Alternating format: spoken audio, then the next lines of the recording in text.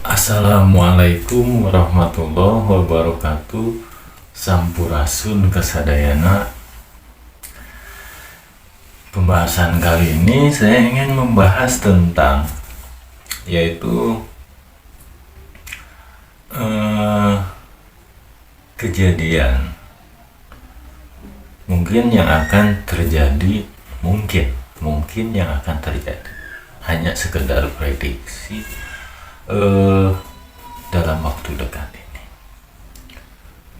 Apa yang harus kita lakukan, apa yang harus kita jalankan dalam menghadapi sesuatu yang akan terjadi ke depan.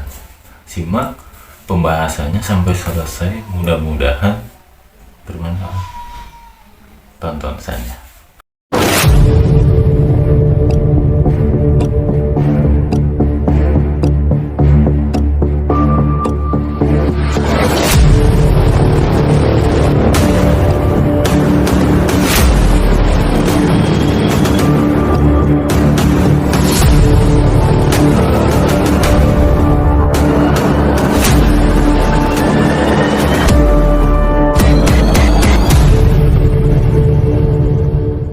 Dalam pembahasan ini, saya ingin membahas tentang yaitu saya nonton channelnya teman-teman spiritual, teman-teman yang dalam pembahasannya sama seperti saya, yaitu tentang Satria Pining. Di situ, di salah satu pembahasan, saya melihat bahwa kedepannya ini akan ada yang disebut peleburan, pemisahan atau kotak-kotak pembagian. Pembagian ini disebut sebagai pembagian antara manusia itu sendiri. Manusia yang sudut pandang atau pembelajaran atau kiblatnya gitu. Ke depan ini kita akan dibagikan kiblat. Kiblat ini berarti kita mengikuti apa? Mengikuti siapa? Mengikuti yang mana gitu. Kalau dalam buku, ngikut imam mana gitu, karena di Nusantara ini kan banyak imamnya gitu kan. Nah, saya sekedar ingin mengedukasi saja gitu, mengedukasi teman-teman bahwa ketika kita mempelajari sesuatu, jangan berdasarkan maksudnya begini, buku lah ya, atau kitab ini sekedar gambaran dongeng yang tertulis atau komik. Buku ini ada cerita di dalam sana gitu. Nah, kita jangan sampai berkiblat kepada buku tersebut. Itu buku hanya sekedar memberikan gambaran agar kita bisa menggambarkan, mendapatkan gambaran atau istilahnya pengalaman lah. Yang bisa ibaratnya atau yang harus kita pelajari dari buku tersebut yaitu isinya tersirat.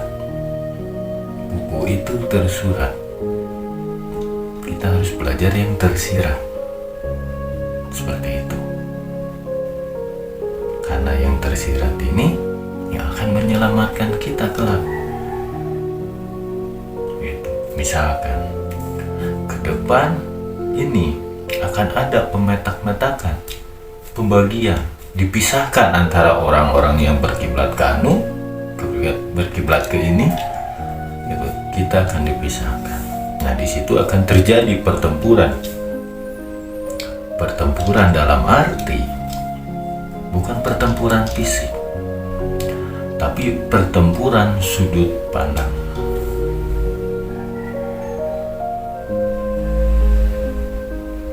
Pertempuran pola pikir, pertempuran gaya berpikir. Ke depan tuh akan seperti itu. Tapi yang menang akan tetap tuan rumah Nusantara. Kita di Nusantara, yang akan menang tuh Nusantara. Siapa yang masih memegang sudut pandang tentang adiluhungnya ajaran Nusantara itu yang akan menang, gitu. Makanya ke depan tuh akan ada peleburan dalam arti dipisahkan.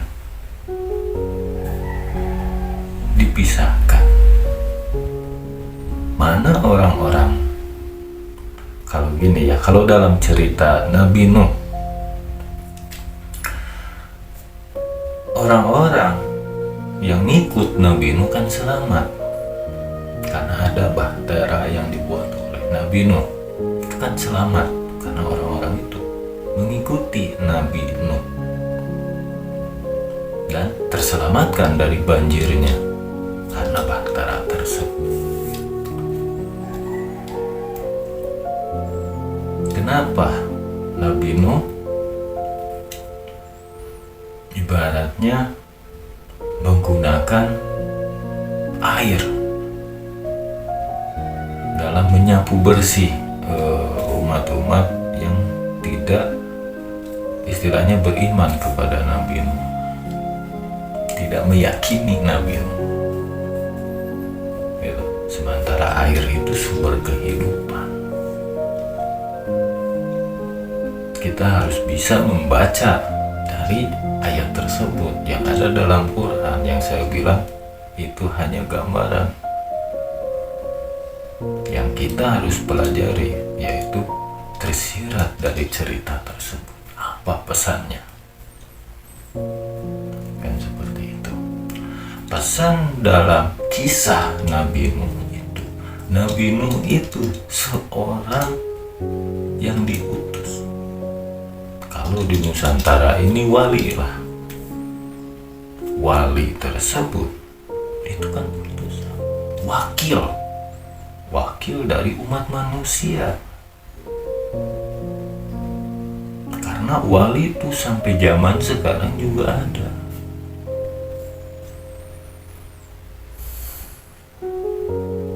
Ketika orang memberitahu atau wali itu memberitahu orang-orang yang tidak mengimani tentang ibaratnya ya apa yang disampaikan oleh wali tersebut, ya akan termakan, terbawa banjir. Kenapa air yang dijadikan senjata yang bisa memusnahkan mereka yang tidak beriman, sementara air sumber kehidupan?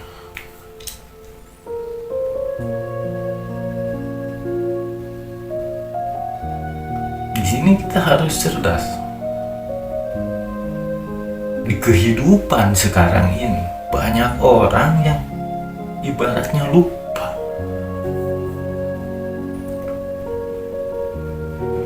Mereka tidak bisa beriman atau ibaratnya tidak meyakini sesuatu karena yang mereka rasakan kehidupannya sudah enak.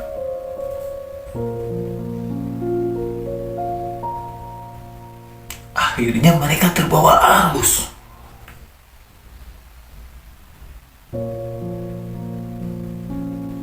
Banyak pemuka agama di sini saking enaknya jadi pemuka agama, dia lupa akan tanggung jawabnya.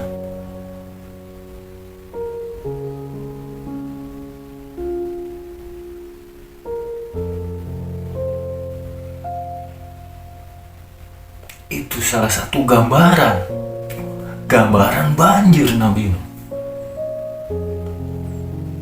Gitu. Kalau gambaran bahtera, yaitu orang yang mau memperingati sesamanya, sesama umat manusia atau sesama anak bangsa, yang disebut para kesatria,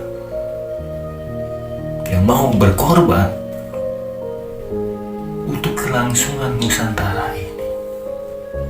Kelak hidup yang akan merasakan kenikmatan atau mewahnya kehidupan di Nusantara ini anak cucu kita. Apa salahnya kita berkorban untuk anak cucu kita?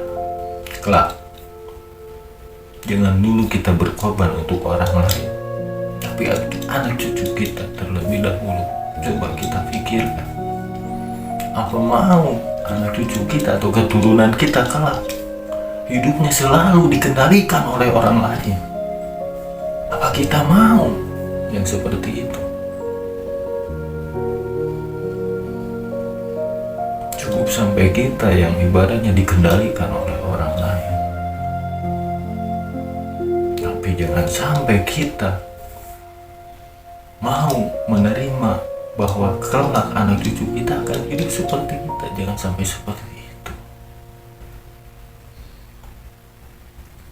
Rubah dari sekarang sudut pandang tersebut. Jangan sampai kita termakan oleh pelajaran yang kita pelajari sendiri.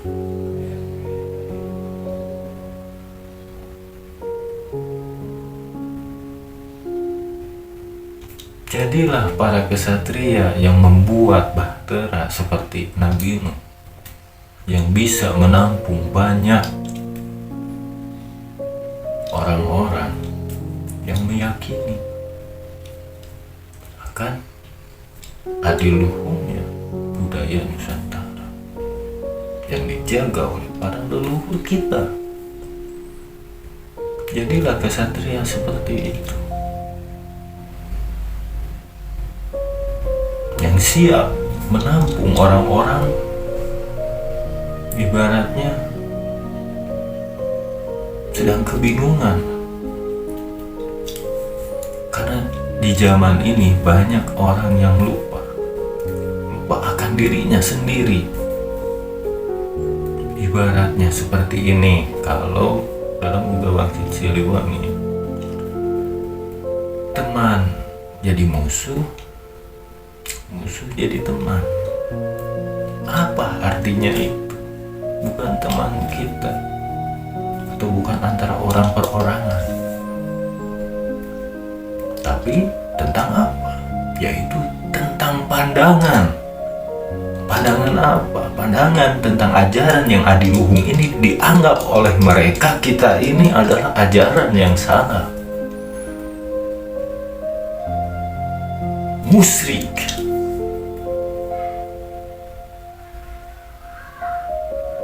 Makanya kemarin saya bilang, matahari itu harus terbit dari timur, bukan dari barat.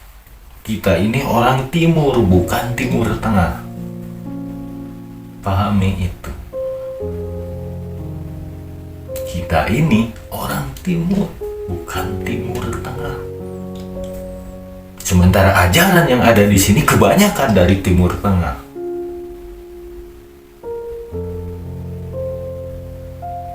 Mana matahari dari timurnya?